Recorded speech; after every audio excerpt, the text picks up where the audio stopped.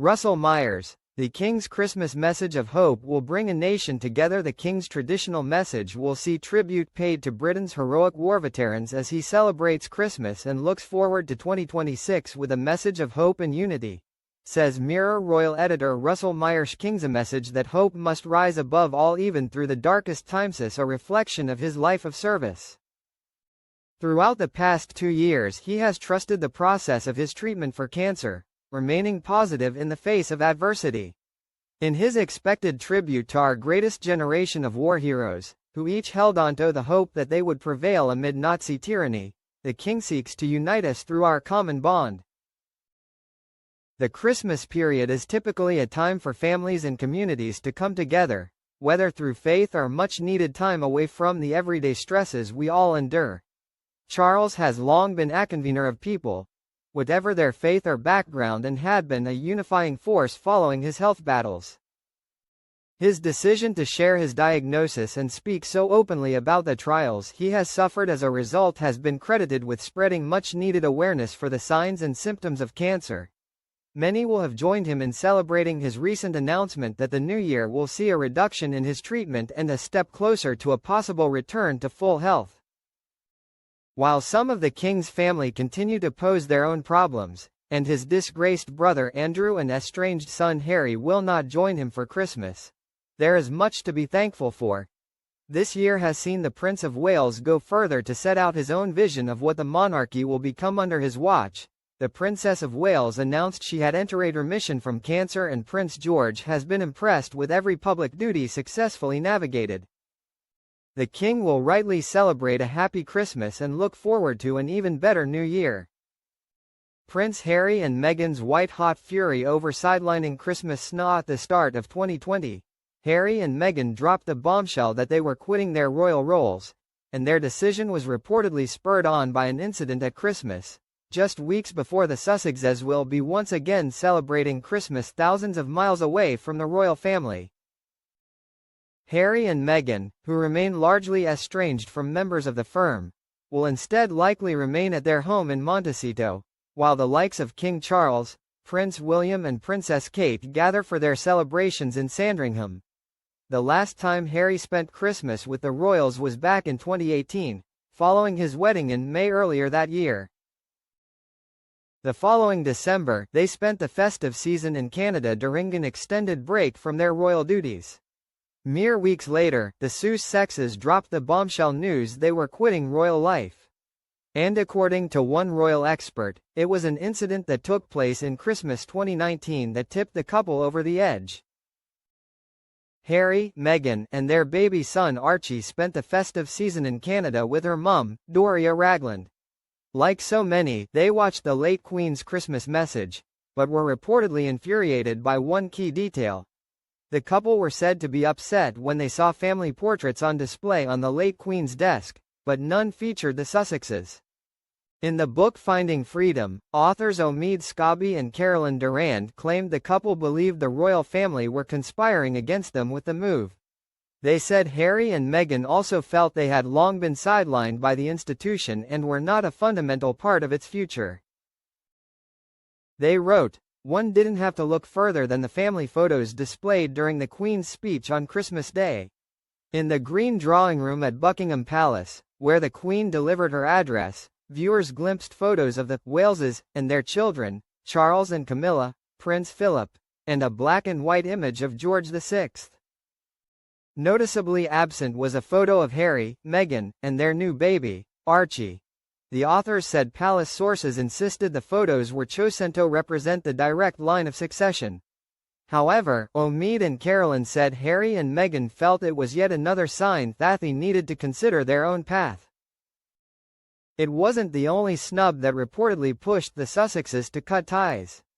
A sweet snapshot of Prince George proved to be a wake-up call for Harry and Meghan, and cemented their decision to leave the firm, an expert has claimed. The image in question showed the late Queen with her three heirs, the then Prince Charles, Prince William and Prince George, who was 6 at the time, in the throne room at Buckingham Palace. It was released at the beginning of 2020, days before Harry and Meghan confirmed they planned to step down as working royals. On the face of it, The picture simply showcased the future of the monarchy and mirrored many historic portraits. But it is alleged to have caused upset behind the scenes. In his book Meghan, A Hollywood Princess, Andrew Morton wrote, the royal couple suspected that the entire institution was conspiring against them. As they saw it, the evidence was all around them. The unspoken code was straightforward. The future of the monarchy was assured, with or without Meghan and Harry. Prince Harry and Meghan Markle make redundancies after major unexpected change. It has been reported that Prince Harry and Meghan Markle's charitable organization Archewell Philanthropies has let several staff go under a restructure. Prince Harry and Meghan Markle's charity restructure has resulted in staff redundancies, it has been reported. It was revealed last week that the Duke and Duchess of Sussex were renaming their Archewell Foundation as Archewell Philanthropies, and moving to a fiscal sponsorship model. Now it has been revealed that, among the restructuring, 3 staffers have been let go from their jobs. Harry and Meghan set up the foundation, which has the mission statement, "Show up, do good," after stepping down from their royal duties and moving to Los Angeles in 2020. It was one of the first projects they set up after quitting their royal roles. A statement said, "The move toward a fiscal sponsor operating model does mean that some staff redundancies are inevitable, particularly with junior admin roles. We will not be discussing these personnel details further, other than to say that we are honored to have worked with incredibly talented and caring people who dedicate themselves to helping others." The Mirror has contacted Archewell Philanthropies for comment. It was announced on Friday that the Duke and Duchess's joint charity, the Archewell Foundation, will be renamed Archewell Philanthropies as it marks 5 years since it was founded. The charity this year has advocated for safer digital spaces and the responsible development of artificial intelligence, AI. It has also funded support for children affected by conflict in Gaza and Ukraine. Archewell takes its name from arche, the ancient Greek word meaning source of action, and well, symbolizing a plentiful source or supply, a place we go to dig deep. A spokeswoman for Harry and Meghan said, "This next chapter allows Prince Harry and Meghan, Duke and Duchess of Sussex, to broaden their global philanthropic efforts as a family, with meaningful reach and maximum impact, grounded in the same values, partnerships, and their commitment to show up and do good." News of the new name came just hours before a photo of the Duke and Duchess of Sussex with their children was shared by Meghan alongside a "Happy Holidays" message. Meghan posted a photo on her Instagram account on Friday showing the family of 4 in a small bridge surrounded by greenery, with her bending down to touch heads with Princess Lilibet and holding hands, while Prince Archie has his hands around Harry's waist. The caption read, "Happy Holidays. From our family to yours." The couple also posted a video on their website to mark the festive season. On their website, they wrote, "On behalf of the Office of Prince Harry and Meghan, Duke and Duchess of Sussex, and Archewell, we wish you a very happy holiday season and a joyful new year." A video on the site included video clips of the couple during events this year, including giving speeches, dancing and hugging others during sections with the captions, "Responding to global crisis," "Supporting women and girls," "Protecting families online and show up, do good." Meghan Markle lists her favorite Christmas songs she plays on rotation at home. Meghan Markle, who is the Duchess of Sussex, has wished her Instagram followers a safe and cozy Christmas and offered a fascinating insight into her music taste. Meghan Markle's Christmas playlist features traditional carols and Mariah Carey's classic. The Duchess of Sussex, 44, says she plays her mix on rotation at her home this time of the year as she prepares for the festive period. In a video she posted on Instagram, Meghan is seen baking, cutting up ribbons and wrapping presents at her mansion in Montecito, California. The caption reads, "All the sounds of the season. Here is me personal list of favorite holiday songs on rotation in our home this time of year. Wishing you a safe and cozy, U.S. spelling, Christmas.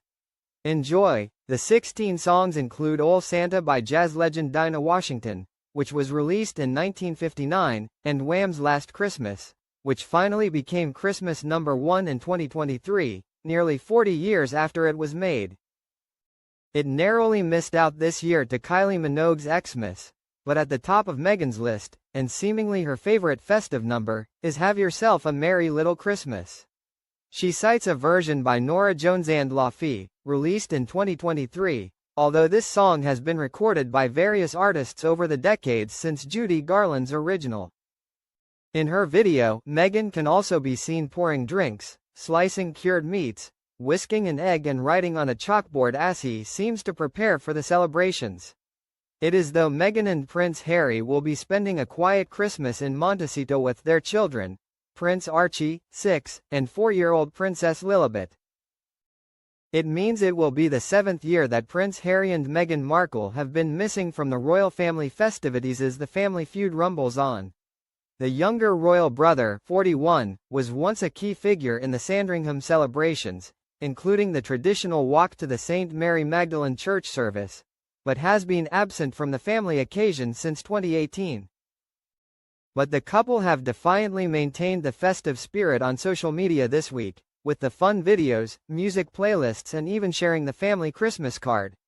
It featured the clearest photo yet of Archie and Lilibet, who were both born into the royal family in the UK before the Sussexes switched to the US.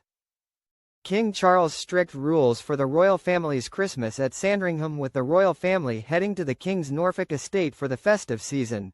The monarch has the family on a precise timetable for Christmas Day in keeping with years of tradition.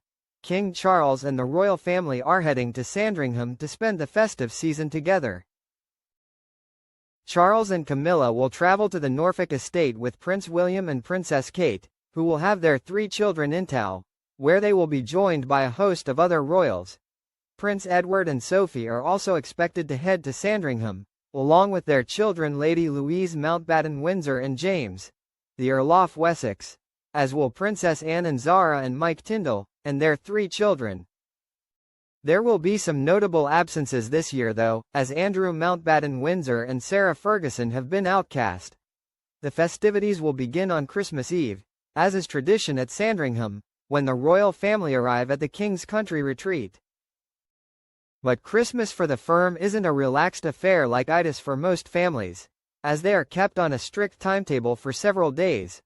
According to royal expert Robert Jobson, there is one major rule that all members of the family have to abide by throughout the festive time in Norfolk.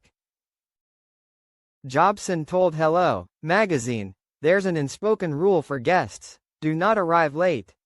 There is no grace period after completing the odd custom, dating back to Edward VII, of being weighed on antique jockey's scales. Guests are on the clock. They change for a formal lunch, served by royal staff in the dining room.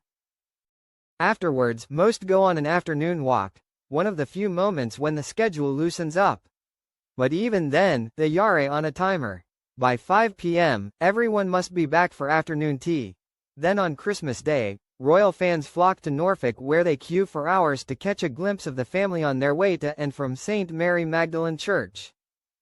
As Jobson said, "What many do not realize is that the king and his family will have been to church once already that morning for a private service, away from the cameras and onlookers.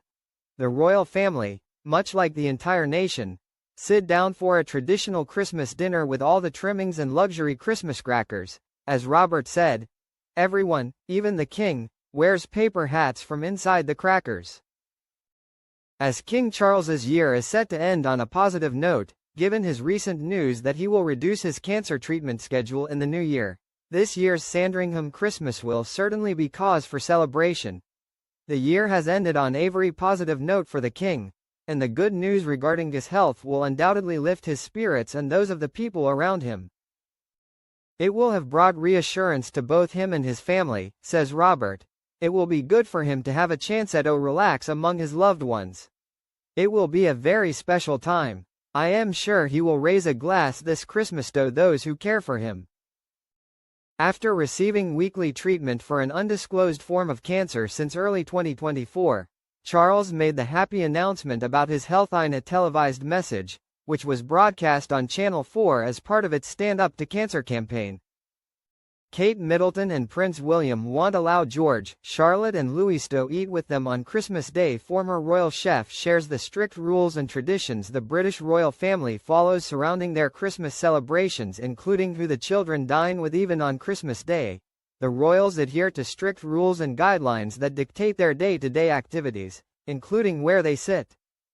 From the etiquette of descending stairs royally, to prohibitions on certain foods at the table, it appears that even the royal children are not exempt from these protocols and traditions.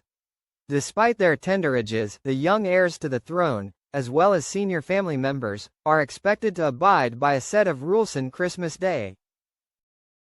According to a royal chef's account in Marie Claire, Prince George, Princess Charlotte and Prince Louis are not allowed to dine with their parents, even during the eagerly awaited Christmas dinner.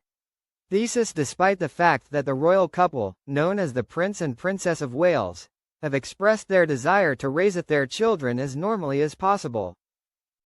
Darren McGrady, who has served both Queen Elizabeth II and the late Princess Diana, shared this glimpse into their family life with Harper's Bazaar.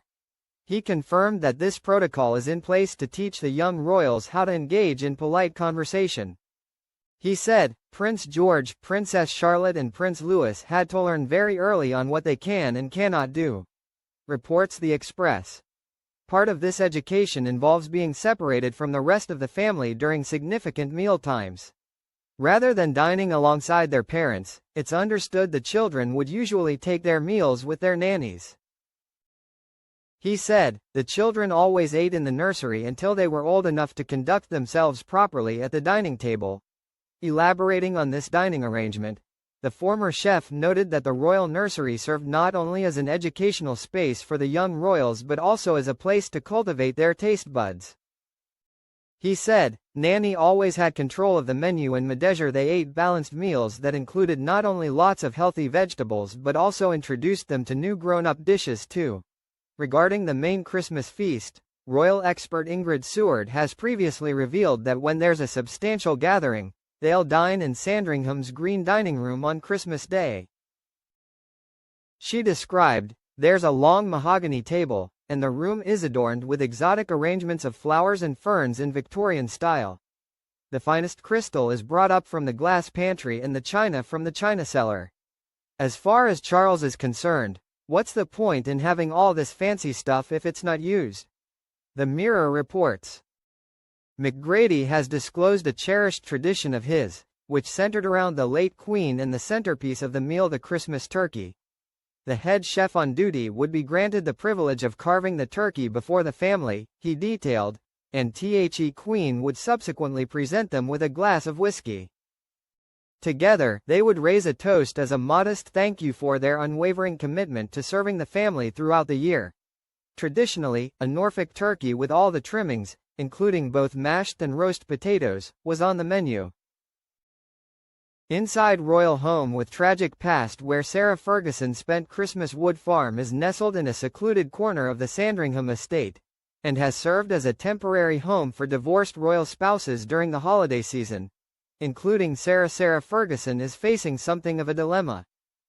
With no invitation to join her former in-laws at Sandringham, and on the cusp of being kicked out of Royal Lodge, onlookers have questioned where Fergie will spend Christmas this year.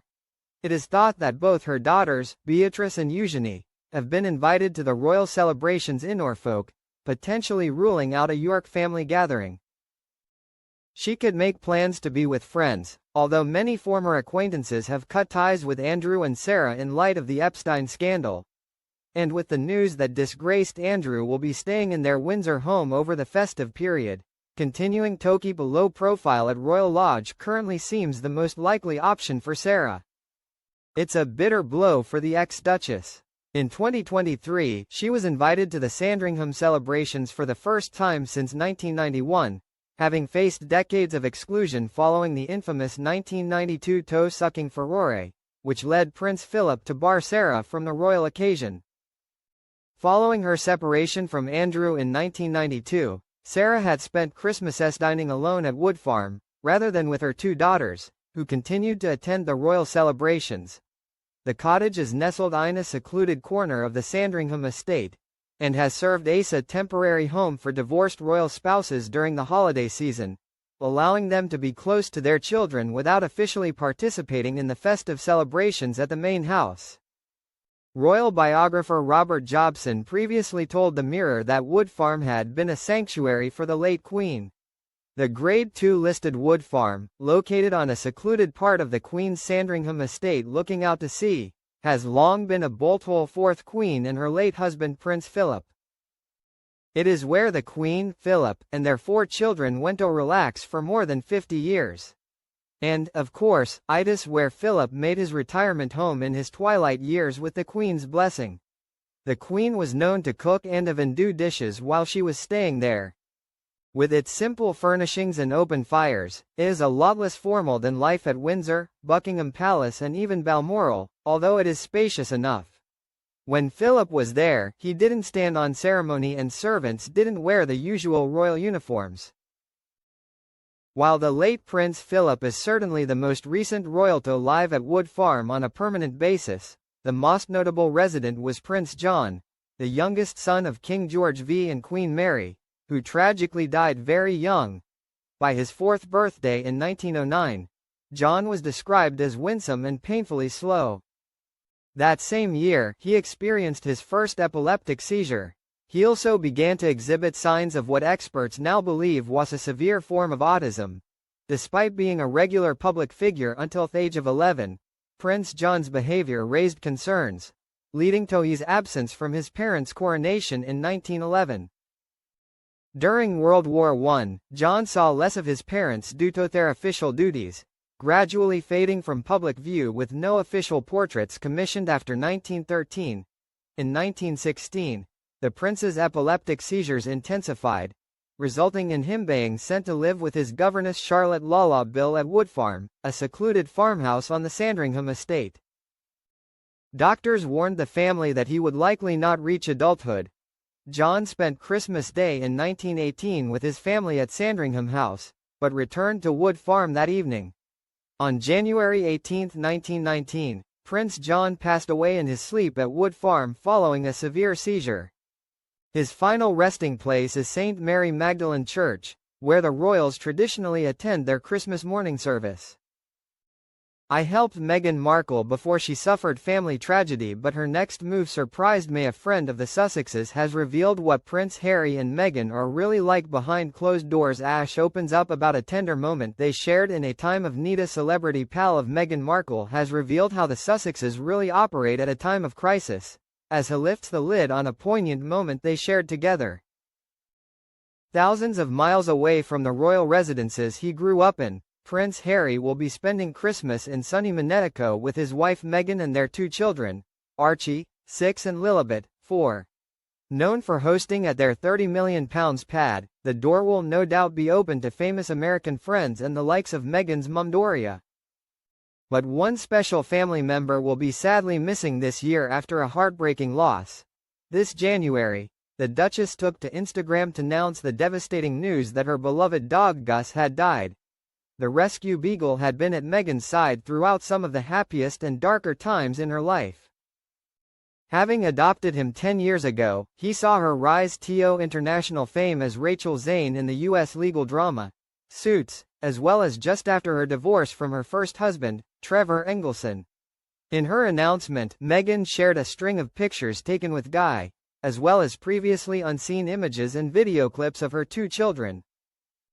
In a statement, the mum of 2 said, "In memory of Guy. In 2015, I adopted a beagle from a dog rescue in Canada. He had been at a kill shelter in Kentucky and given a few days to live. I swooped him up and fell in love. They referred to him as the little Guy because he was so small and frail, so I named him Guy. And he was the best guy any girl could have asked for. If you followed me on Instagram back in the day, you saw a lot of him. And on the TIG too. He was with me at Suits, when I got engaged, and then married, when I became a mom. He was with me for everything, the quiet, the chaos, the calm, the comfort." Paying special thanks to celeb vet Noelle Fitzpatrick, Meghan continued, He endured a terrible accident shortly before I moved to the UK, which had him undergoing surgeries for several months and unable to leave the clinic. Doctors said he would never walk again, but Dr. Noel Fitzpatrick said he could do it. H and I would drive late at night, after hours, to see Guy as he recovered in Surrey for months on end.